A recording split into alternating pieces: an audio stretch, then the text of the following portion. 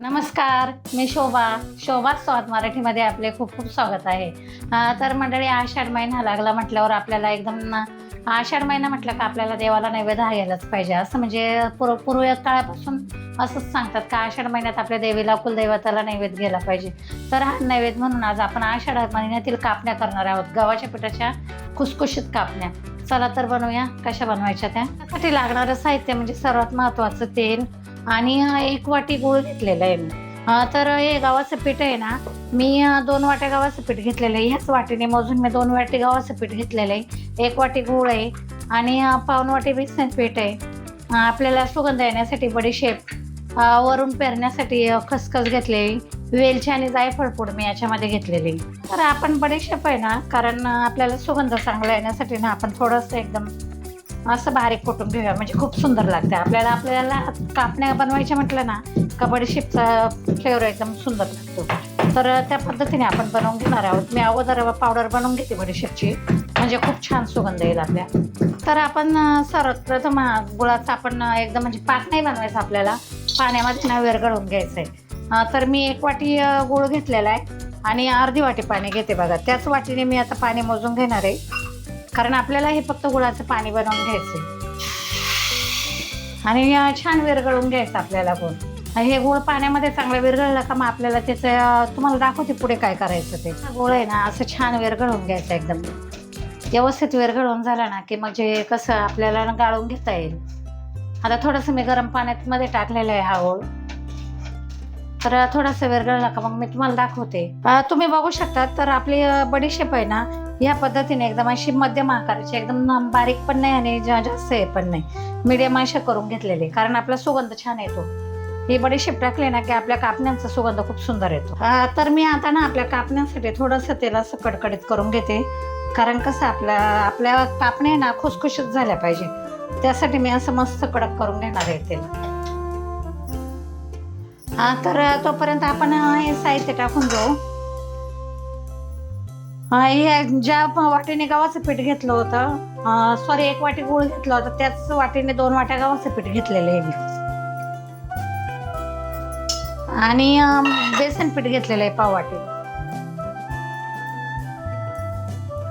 जो आपण बडीशेप घेतलं होतं ते बडीशेप घेतलेलं आहे. हे बघा, कारण हे बडीशेप घातलं ना का चवदार खूप, म्हणजे आपल्या कापण्या इतक्या सुंदर होतात ना का खरोखर म्हणजे असं मन घालून खाऊसं वाटतं ते. आणि आता ही वेलची आणि सुटची पावडर घेतलेली आहे मी. एकदम सुंदर होणार आपल्या कापण्या. बघा, थोडंसं मी मीठ घेतलेलं आहे. आता आपण हे पीठ आहे ना छान असं मिक्स करून घेऊ, म्हणजे आपल्या कापण्याने एकदम खुसखुशीत होतील छानपैकी. तर मी आपलं तेल गरम झालेलं आहे. हे तेल मी याच्यामध्ये गरम आहे ना तर टाकून घेते. तेल कडकडीत करून घ्यायचं, म्हणजे कसं एकदम सुंदर होतात आपल्या कापण्या. तर आता मी ते गरम असल्यामुळे चमच्याने हलवून घेते. असं व्यवस्थित असं चमच्याने हलवून घेतलं ना की तेल गरम आहे, पुन्हा हाताला चटका बसेल, त्यासाठी अगोदर मी चमच्याने घेणार आलो. बेसन पीठ आणि काही जण पाववाटी असं रवा पण टाकतात, तुम्हाला आवडत असेल तर टाकू शकतात, पण मी बेसन पीठ टाकलेले, कारण आपल्या कापण्या एकदम खुसखुशीत झाल्या पाहिजे. तर मी आता हे पीठ आहे ना आपल्या कणाकणाला, म्हणजे जे तेल मी टाकून घेतलंय ते सर्व आपल्या पिठाला लावून घेणार आहे.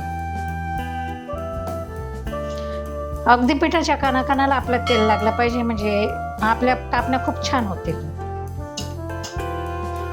तर आपलं हे बघा, मी पाक केलेला नाहीये, फक्त पाणी गरम करून घेतलेलं आहे. असं हे पाणी ना फक्त मी गरम करून घेतलेलं आहे, कारण आपण पाक वगैरे काही बनवलेलं नाही. आता थोडंसं कोमट होईपर्यंत आपण थोडंसं बाजूला ठेवून देऊ. थोडंसं कोमट झाल्यानंतर आपण पिठात घेणार आहोत. तर हे गुळाचं पाणी ना मी असं कोमट करून घेतलं होतं. आता याच्यामध्ये चाळणीने गाळून घेते, कारण या गुळामध्ये खडा किंवा माती, कचरा असं असू शकतो, त्यामुळे मी असं चाळणीने गाळून घेणार आहे पाणी. आणि एकदम पाणी टाकायचं नाही, कारण आपल्याला जसं लागेल तसं पाणी वापरायचं आहे. एकदम आपल्याला पिठाचं म्हणजे एकदम घट्ट असा गोळा झाला पाहिजे. ह्या पद्धतीने मी आता छान असं करून घेते पीठ. तर तुम्ही बघू शकतात, मी हे जे आपण वाटीभर पाणी घेतलं होतं ना, सर्व पाणी मी वापरलेलं आहे. कारण आता आपल्याला एकदम घट्टसर असं म्हणजे जास्त पातळ पण नाही आणि जास्त हे पण नाही, घट्टसर गोळा बनवून घ्यायचा आहे आपल्याला.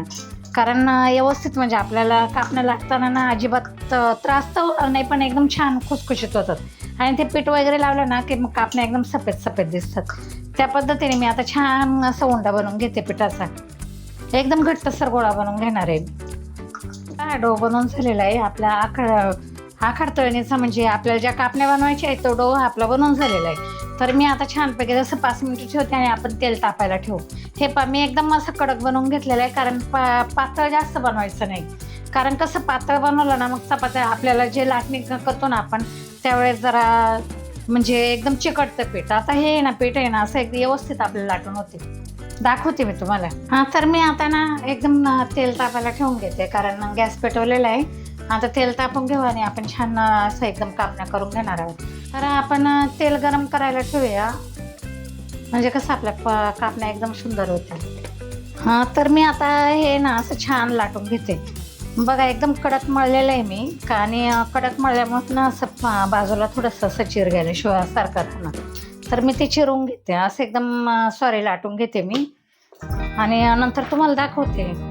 तर आता हे ना असं व्यवस्थित लाटून घ्यायचं आणि आपल्याला जाड करायचं नाही, कारण आपण ह्या कापण्या ना अशा अर्धी मी बनवून झाली. आता ही खसखस आहे ना अशी त्याची आपण पेरून घेऊ, म्हणजे कसं एकदम चिकटले जाणार. अशी लाटण्याने हे करून घ्यायची आपल्याला, कारण लाटण्याने जर केले ना म्हणजे आतमध्ये राहून जाते ते.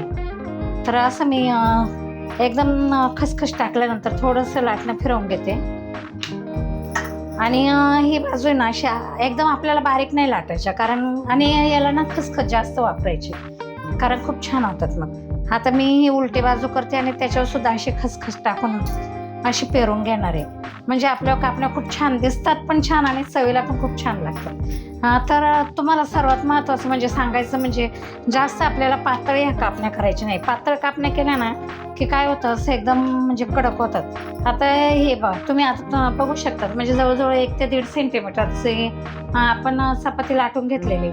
तर मी आता ही अशीच कापून घेणार आहे, कारण याच्यापेक्षा पातळ केलं ना तर आपल्या कापण्या एकदम कडक होतील. आता मी तुम्हाला दाखवते कापून. तर या पद्धतीने मी असं छान कापून घेणार आहे. तुम्हाला पाहिजे तर तुम्ही गोल आकार देऊ शकतात किंवा शंकरपाळीसारखा देऊ शकतात, म्हणजे प्रत्येकाची इच्छा असते त्या पद्धतीने आवडीनुसार कापून घ्यायच्या. आता काहींना बारीक आवडतात, काहींना मोठ्या आवडतात, तर मी अशा पद्धतीने कापून घेणार आहे बघा. कारण आपल्याला कापणे एकदम खुसखुशीत झाले पाहिजे ना, त्यासाठी आम्ही म्हणजे व्यवस्थित कापून घेते. आणि आपण तेलाचं प्रमाण आणि गुळाचं प्रमाण एकदम परफेक्ट असल्यामुळे आपल्या कापण्या एकदम सुंदर होणार आहे.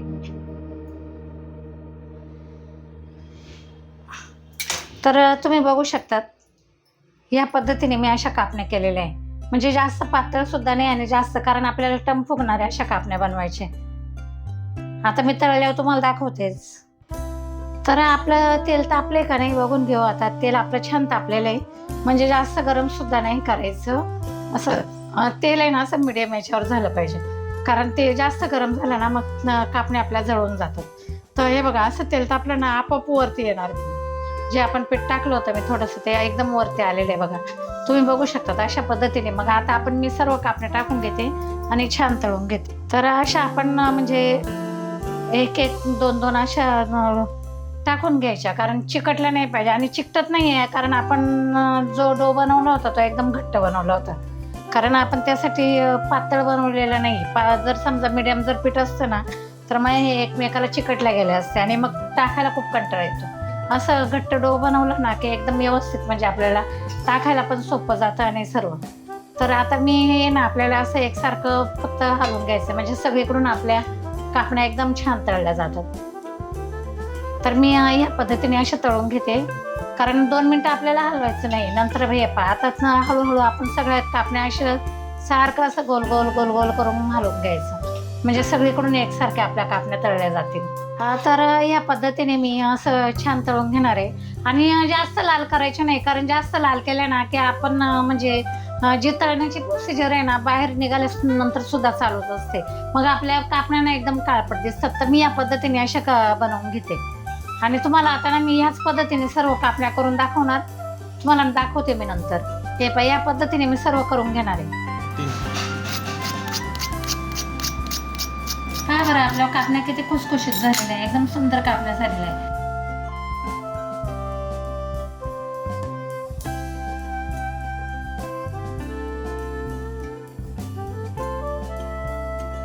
हा तर मंडळी, आपला आषाढ महिन्यातील नैवेद्य एकदम छान तयार झालेला आहे. या आषाढ महिन्यातील कापण्या हा दैवाला ना आपल्या म्हणजे शक्यतो आपण देवाला हा आवर्जून हा नैवेद्य दाखवलाच जातो. तर किती छान झालाय. तुम्ही माझ्या पद्धतीने नक्की हा नैवेद्य करून दाखवा देवाला आणि कसा झाला ते मला कमेंट करून नक्की सांगा. भेटूया पुढील भागात. व्हिडिओ आवडल्यास लाईक करा, शेअर करा, सबस्क्राईब नक्की करा.